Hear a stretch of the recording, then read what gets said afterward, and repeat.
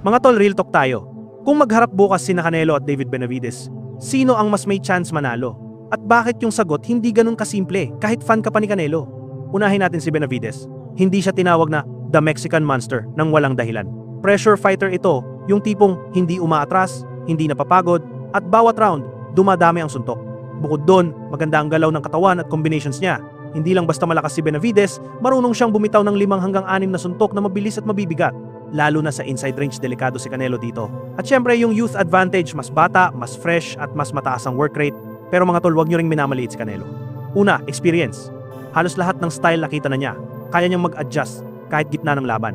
Pangalawa, yung counter-punching at timing. Ito ang sakit ng ulo ni Benavides.